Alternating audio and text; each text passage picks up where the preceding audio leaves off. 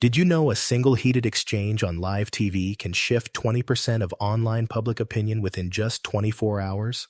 Today, we're unpacking Jesse Waters' unexpected insult to Congresswoman Jasmine Crockett, her viral clapback that stopped critics in their tracks, and what it reveals about politics, media battles, and the fine art of pushback when power is on the line. If you were in Crockett's shoes, would you fight back loud or stay silent and strategic? Drop your take below. I'd love to see where you stand. It began with 7 words that carried more weight than their length suggested.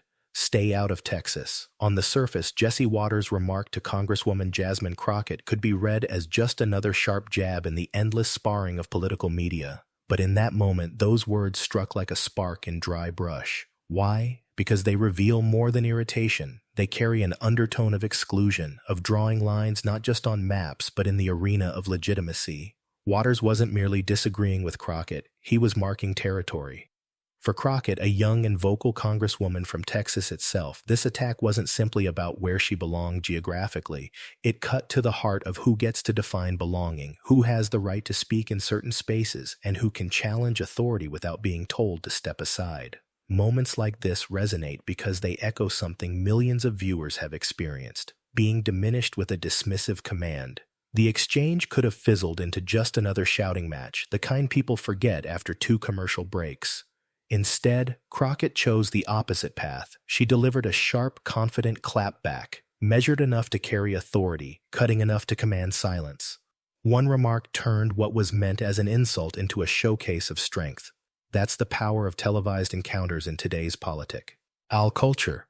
One phrase can define both personas for weeks, even years. Here's the lesson. When undermined publicly, there's strength in reclaiming the moment. Not with anger, but with presence.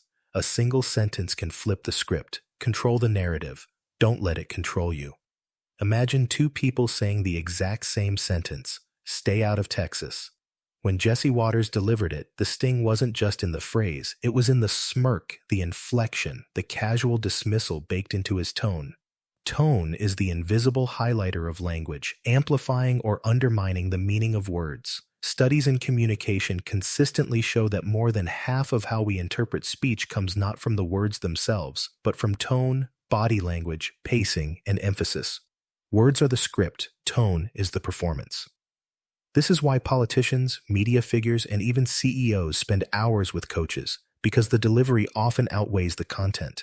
Waters knows this well. His brand thrives on an air of condescension cloaked in humor, designed to rile opponents while entertaining his base. It's a calculated choice, but that same strategy, when directed at someone like Crockett, risks underestimating her ability to flip tone against him. Crockett's clapback worked so well, not because it introduced new information, but because her tone rebalanced the stage. She projected steadiness, a kind of "you can't rattle me" composure that neutralized Waters' condescension instantly. In debates, as in everyday conflicts, tone is the currency that holds the most value. Think back on your own experiences. Most people remember how you made them feel, not the precise words you said. Deliver something with irritation and it hardens. State it firmly but calmly and it lands like fact. The hidden truth is this: control your tone and you control the room. Delivery shapes destiny. What Jasmine Crockett did with her sharp retort belongs to a long tradition, the political clapback. Throughout history, some of the most memorable political moments weren't long speeches or carefully crafted policy arguments. They were quick, decisive comebacks that turned the tide of perception in just a few words. Take Congresswoman Barbara Jordan in the 1970s. When critics tried to sideline her during the Watergate hearings, her commanding presence and pointed remarks transformed her from a relatively unknown lawmaker into a national icon. Or consider Ronald Reagan's legendary one-liner in a presidential debate, flipping concerns over his age into a witty dismissal that had the audience roaring. And more recently, Alexandria Ocasio-Cortez has mastered the art of blending humor and sharpness, dismantling attacks in ways that resonate strongly with younger voters. These moments share one trait: they demonstrate authority in real time. A clapback isn't just witty wordplay, it's proof that the person under fire has composure, intellectual speed, and unshakable confidence in the spotlight. In politics, where perception can matter as much as policy, these few seconds can shape careers and reputations. Crockett's response to Waters fits squarely into that lineage. By delivering her comeback without hesitation, she didn't just defend herself, she joined the roster of politicians who have turned attempted insults into opportunities. And in doing so, she reminded audiences that being underestimated can sometimes be a superpower. The practical lesson? Don't fear the jab, be ready for it. Your confidence in handling opposition can outweigh the opposition itself. A sharp mind beats a sharp tongue. Before Jasmine Crockett made headlines with her fiery comeback to Jesse Waters, he had already forged a reputation as a fearless fighter in both law and politics. Born and raised in St. Louis, Missouri, Crockett's path wasn't cushioned by privilege, it was carved by persistence. She began her professional life as a civil rights and criminal defense attorney, representing those who often couldn't afford high-powered legal help. In the courtroom, she honed the skills that translate seamlessly to politics: quick thinking, sharp articulation, and the ability to turn pressure into poise. When she later ran for office in Texas, critics underestimated her. But Crockett leaned on her authenticity, community connections, and a firm belief in justice. In the Texas House of Representatives, she became known not only for advocating progressive policies but also for standing unflinchingly against attempts to roll back voting rights and civil liberties. That reputation carried her to Congress, where she quickly emerged as a voice willing to speak where others tiptoe. This background matters because it frames why her clapback went viral. Crockett wasn't improvising wit for entertainment. She was channeling years of conditioning in hostile spaces where authority figures dismissed her voice. For her, that moment wasn't new. It was familiar. Viewers recognized that authenticity, and it resonated because it wasn't a performance. Real power often comes from lived experience. Crockett's rise exemplifies how resilience refines strength. She wasn't created by one viral moment, she was merely revealed by it. And in that revelation lies the biggest lesson. Your preparation builds your reputation long before the spotlight hits. So when it does, you don't crumble, you rise. Preparation makes presence unshakable. Modern politics isn't just fought in legislative chambers anymore. It's waged in sound bites, headlines, and viral clips. Cable news shows like The Five, where Jesse Waters thrives, aren't designed to be neutral playgrounds of ideas. They're structured battlefields where entertainers and politicians test messages in front of millions.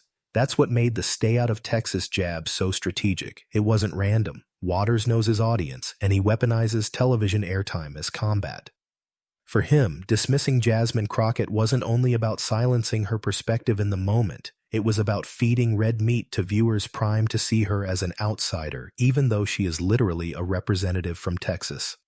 The irony of that contradiction was exactly what made his remark both sharp and vulnerable. Waters got his viral moment, yes, but Crockett had her chance to flip the script in the same arena where he tried to corner her. Media becomes the ultimate amplifier. A 10-second exchange can outlive a 10-hour policy hearing. For politicians, this means the stakes in these televised interactions are enormous. Whoever controls the clip often controls the narrative, and in today's environment, a narrative spreads faster than facts. That's why Crockett's response mattered so deeply. On one hand, Waters used an insult as performance. On the other, Crockett returned with presence and composure that made her the unexpected highlight. In a sense, the battlefield shifted in her favor, not because she had more screen time, but because she maximized it more effectively. Here's the actionable takeaway. Treat every stage, whether it's a news show, work meeting, or public panel, as terrain you must learn to navigate. Media is no longer neutral ground. Every platform is a battlefield. Choose your weapons wisely. Why do political insults land with such force? The answer lies less in the insult itself and more in the psychology behind it. Insults, whether subtle or blunt, are shortcuts. They bypass complex arguments and deliver an immediate emotional trigger, an easy way to stoke loyalty among supporters while casting OPs. Honence is weak or ridiculous. It's a primitive but powerful tool. Politics, after all, is theater as much as governance, and theater depends on reaction. When Jesse Waters told Jasmine Crockett to stay out of Texas, he wasn't aiming for nuanced critique. He was baiting both her and his viewers. To his supporters, the phrase works as a rallying cry, reducing a complex figure to someone supposedly illegitimate. To detractors, it's fuel for outrage, which still maximizes his airtime and attention. Insults function like magnets. They polarize instantly, pulling people firmly to one side or the other. But here's the catch. Psychologists also note that insults are double-edged. They can create a burst of energy for the deliverer, but they also flood sympathy toward the target. Audiences often remember the sting and transfer that negativity back onto the instigator. That's what Crockett capitalized on with her comeback. By not appearing rattled, she flipped the psychology. Waters looked flippant, she looked unshaken. The same tactic intended to belittle ended up elevating her. For anyone navigating conflict, this offers a valuable lesson. Expect insults in high-stakes arenas. They're not signs of your weakness, but evidence that your presence is threatening enough to provoke them. Instead of matching insult for insult, use composure as your counterpunch. In politics and in life, insults reveal desperation more than dominance. Calm beats chaos every single time. Live television is unforgiving. There are no redos, no editing rooms, no chance to polish your message before it reaches millions of ears. That's why clapbacks delivered in real time are so powerful. They showcase raw, unscripted authority. Jasmine Crockett's response to Jesse Waters wasn't rehearsed. It was a flash decision made under the bright heat of live airtime, and that spontaneity is precisely what made it Nate. Think about it. When someone insults you in private and you come up with the perfect comeback later, you might feel satisfied, but the moment has passed. On live TV, coming back instantly alters the whole energy of the conversation. Crockett's tone was firm without being flustered, sharp without veering into hostility. She gave the audience a masterclass in staying composed under attack. Political analysts often say, it's not about winning the debate, it's about winning the clip. Crockett won the clip. Her clapback wasn't buried in a transcript. It lived on as a shareable soundbite, replayed repeatedly by supporters and even amplified by critics. In an age where 5 seconds of video can do more for your reputation than 5 years of speeches, those moments are career-defining. The brilliance lies in restraint. Crockett didn't escalate into chaos. She used wit and confidence to set the tone. Viewers saw it and thought, if she can handle him, she can handle bigger fights too. That's the enduring lesson here. When insulted, don't just respond. Respond in time. Composure plus timing equals dominance. Speed plus calm creates impact. What makes a political clapback legendary isn't just the delivery, it's the echo. In today's media landscape, audiences aren't passive spectators, they are amplifiers. When Jasmine Crockett snapped back at Jesse Waters, the exchange didn't stay confined to a Fox News segment. Within minutes, clips were uploaded to Twitter, TikTok, and Instagram. Hashtags sprouted, memes followed, and suddenly a single sentence was reaching audiences far beyond the original broadcast. This is the new multiplier effect of politics.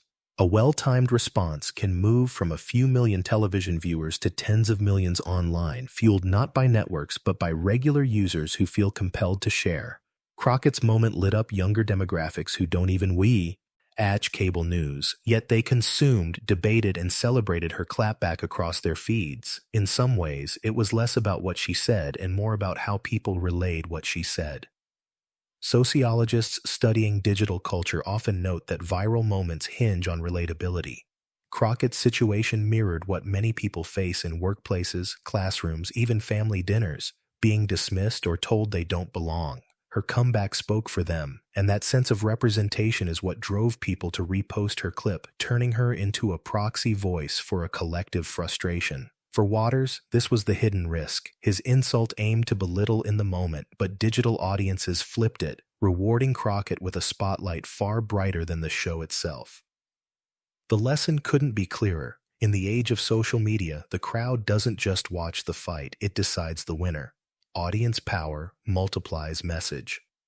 One of the most fascinating dynamics in modern politics is what I call the dual perception trap. It's the phenomenon where two people can watch the exact same interaction and walk away with opposite conclusions. That's exactly what happened when Jesse Waters squared off against Jasmine Crockett. To his base, telling her to stay out of Texas played as a moment of toughness, an anchor standing his ground against what they perceive as progressive overreach. But to Crockett's supporters, his quip looked petty, dismissive, and even absurd, considering she represents Texas.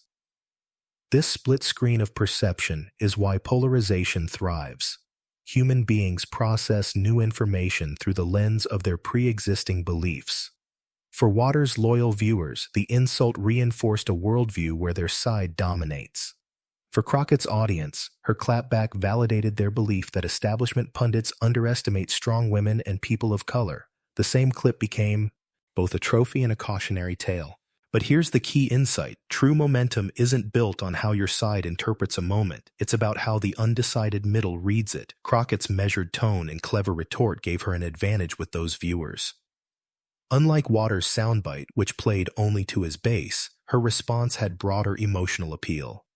She looked like someone who could stand her ground without losing control, which resonates more universally.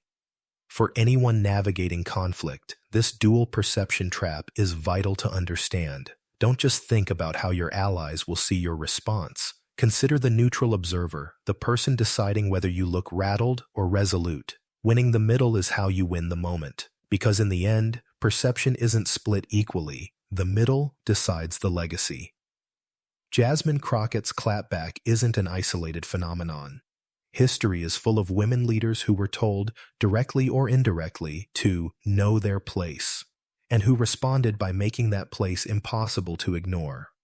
Waters' remark to Crockett echoes a long tradition of dismissive jabs used to undermine authority, especially against women of color in leadership.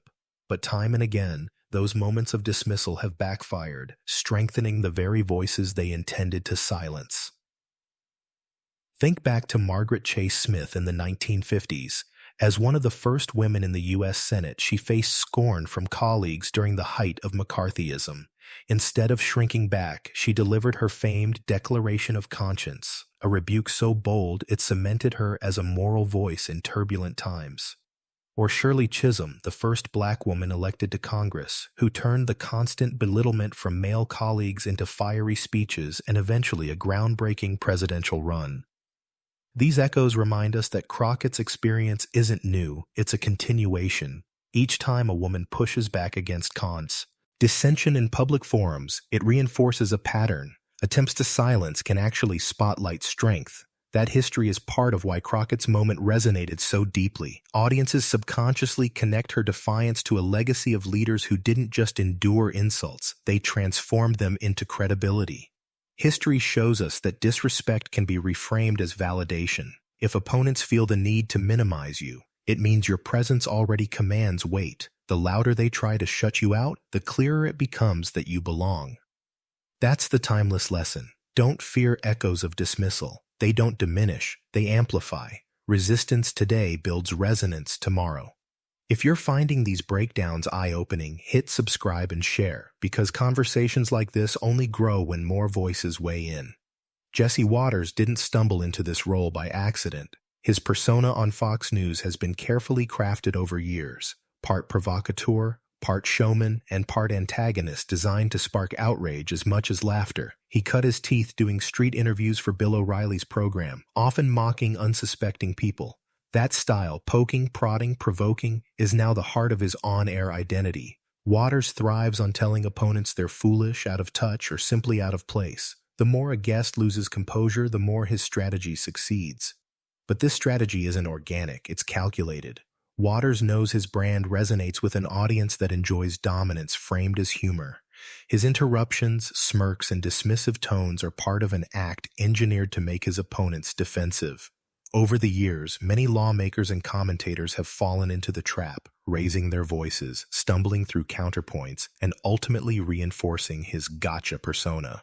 What made Jasmine Crockett's moment so remarkable is that she refused to play the part he scripted for her. Instead of rising to the bait or overreacting, she held steady. Her clapback was sharp, but it was delivered without theatrics, just calm authority. In essence, she broke the structure of his performance by not giving him the chaotic reaction he expected. This disruption is critical. When someone builds their brand on predictability, always drawing you into their frame, the most powerful move is to refuse the script.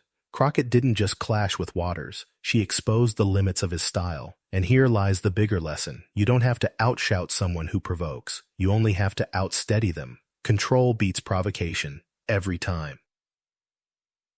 If you want to know why Jasmine Crockett's clapback traveled so fast online, look no further than Gen Z and millennials. These are generations wired into memes, short-form video, and moments that feel authentic rather than rehearsed. Crockett's sharp but steady response to Waters provided all the ingredients: brevity, confidence, relatability, and just enough edge to become instantly shareable. Younger voters especially crave authenticity in politics. They're often skeptical of canned speeches and party-line talking points, but they connect with leaders who appear unfiltered, genuine, and ready to stand their ground. Crockett's comeback wasn't part of a pre-packaged media rollout. It was a real moment of resistance broadcast live. That unscripted quality is exactly what makes it appealing for younger audiences scrolling TikTok or Instagram, where spontaneity beats polish every time. There's also a representational element at work.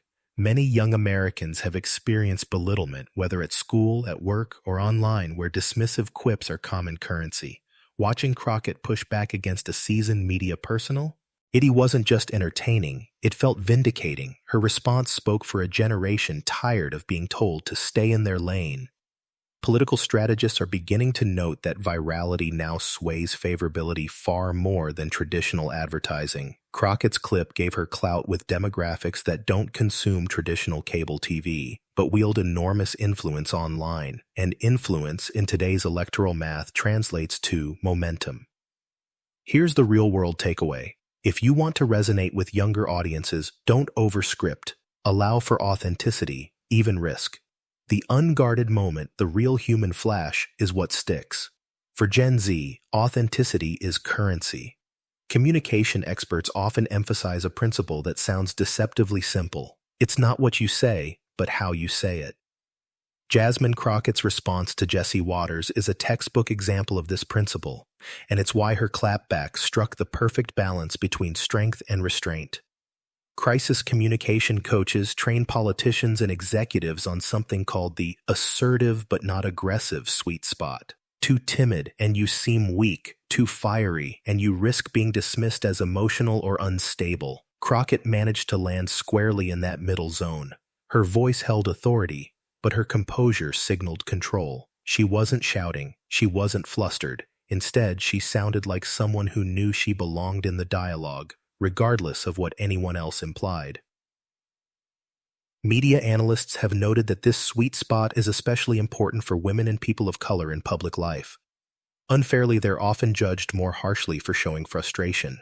But Crockett's ability to project poise while delivering sharpness became both a shield and a sword. She invalidated Waters' attempt to box her in, all without appearing rattled. To illustrate, corporate trainers often advise, command the room without shaking it. Crockett did exactly that. By not rising to Waters' bait, she demonstrated mastery of both the message and the moment. That distinction matters because audiences don't dissect every sentence. They subconsciously judge confidence, rhythm, and control. The practical takeaway here is huge. Whether on a stage, in a boardroom, or in day-to-day conversations, tone discipline is a skill that builds trust. Tension demands balance. Speak with presence, not panic. Authority is calm, never chaotic. For every legendary clapback that goes viral in triumph, there are dozens that fall flat, or worse, backfire. That's the unspoken risk of using wit and sharpness in high-stakes public exchanges. What Jasmine Crockett pulled off with Jesse Waters worked, but the same tactic in a different tone could have easily damaged her credibility. Clapbacks are a high-wire act, thrilling when successful, but perilous when misjudged. Why? Because tone and timing are everything. Come back too soft, and the moment passes you by. Hit back too hard, and suddenly your opponent isn't the one under scrutiny. You are. Audiences are quick to cheer confidence, but equally quick to label arrogance, meanness, or hostility. In politics especially, crossing that invisible line can alienate undecided viewers, even if your loyal supporters cheer. We've seen examples of both outcomes. In debates, Joe Biden's casual, "Will you shut up, man?" to Trump landed positively with many weary viewers in 2020. But other times, politicians who attempt sarcasm or aggressive retorts have looked unprofessional, feeling more like hecklers than leaders. Clapbacks demand precision, and Crockett's success was in finding that razor-thin balance. The broader lesson is universal. Wit is a tool, not a weapon. In professional or personal life, responding sharply can silence a bully, but overplaying it can make you look like the aggressor. Think of it like fire. It can warm the room or burn it down. That's why Crockett's moment is worth studying. She leaned into calculated sharpness but framed it with poise. The insult backfired not on her, but on Waters. Here's the takeaway. Clapbacks carry risk, but when executed well, they carry reward. Precision makes sharpness powerful. When confronted with an insult, leaders usually face a choice: respond with fire or refuse to engage. Both strategies have their merits, and both are laced with risks. Jasmine Crockett chose fire, and it worked brilliantly. But history shows us that some of the most effective leaders achieved power through silence instead of clapbacks. Think of Michelle Obama's famous mantra, "When they go low, we go high." That philosophy embodies the silence strategy. By refusing to retaliate in kind, you project a form of moral authority. It signals that you're above the insult, unwilling to be dragged into the mud. This has appeal, especially with audiences who value dignity over sparring. Yet the risk is that silence can sometimes be mistaken for weakness. With no immediate pushback, the insult may linger unchallenged in the public consciousness. The fire strategy, on the other hand, has the benefit of immediacy. It shows you won't be walked over, and it provides audiences with a spectacle.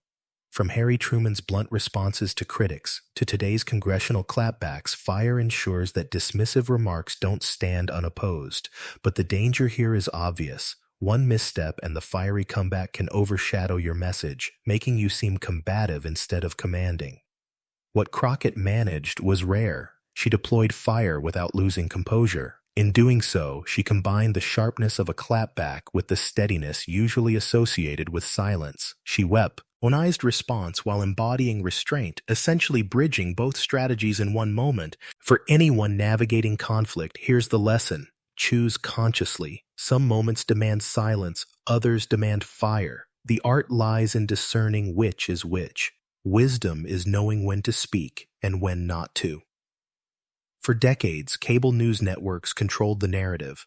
What aired on primetime dictated the day's political conversation, but that hierarchy has been flipped on its head in the digital era. Now, it's not the full segment that matters. It's the 30-second clip that gets clipped, captioned, and spread across platforms. And Jasmine Crockett's exchange with Jesse Waters is a perfect case study. Fox News expected its viewers to digest Waters' barbs in real time. But the real impact was felt hours later when millions of younger, digitally savvy audiences encountered the clapback online. The locus of power shifted from the network itself to the people resharing, remixing, and reframing the moment. Suddenly, Crockett wasn't just a guest being insulted. She was the protagonist of a viral political story. This shift fundamentally changes the power dynamics between media figures and politicians. In the past, a host could control the story by controlling the segment. Today, audiences control the story by deciding which snippets matter. Waters may have thought his quip scored points, but social media crowned Crockett the winner. In the digital attention economy, perception is often divorced from intent, and amplification decides the victor. For politicians, the playbook is evolving. Engaging in media appearances isn't just about faring well on air, it's about creating moments that survive beyond the broadcast. This doesn't mean being performative for the sake of virality, but it does mean recognizing that every second on camera is raw material for the internet's judgment. Here's the practical takeaway. Assume that every phrase you utter can and will be isolated, and magnified. In that world, your strongest armor is authenticity paired with composure. Clips outlive broadcasts, so own your moment. One viral moment doesn't define a career, but it can set the trajectory. For Jasmine Crockett, her clapback to Jesse Waters wasn't just about a single TV exchange. It was about establishing a political brand in real time. In an era where reputation is built as much on presence as policy, she positioned herself as a lawmaker who refuses to be minimized. That reputation doesn't fade quickly, it compounds. Consider how past political figures leveraged sharp public moments to build lasting images. Barack Obama's 2004 Democratic Convention speech introduced him as a rising star long before his presidential run. Similarly, Alexandria Ocasio-Cortez's viral House floor speeches branded her as a fearless progressive voice, magnifying her influence far beyond her district. Crockett's viral confrontation doesn't catapult her into a presidential race tomorrow, but it strengthens her profile both within the Democratic Party and among younger, digitally engaged voters seeking bold representation. There's also the fundraising angle. Viral exchanges often energize donors who see personality and passion embodied in a single clip. Crockett now has the momentum to expand her political reach, tapping into national networks of supporters who may not have known her before Waters' dismissal made her visible. Of course, the long game is about consistency. A single clapback won't sustain a career unless it aligns with ongoing actions, policy achievements, continued media presence, and genuine connection with constituents. Crockett's challenge is turning a moment of defense into a foundation of leadership. The lesson extends beyond politics. One moment of strength can define how others view you, but it's the follow-through that cements it. Crockett showed spark. Now comes the strategy. Moments ignite, but consistency builds legacy. Not everyone will face Jesse Waters on live television, but everyone, at some point, encounters dismissiveness.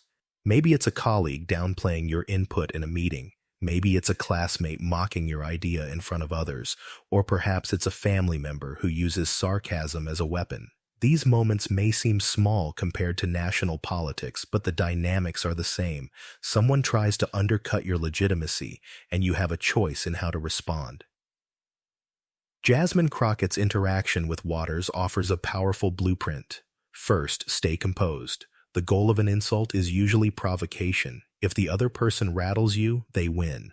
By maintaining calm, you signal strength before you even say a word. Second, strike with precision, not volume. Crockett didn't monologue. She dropped a short, cutting clapback that shifted the energy instantly. Third, know your audience.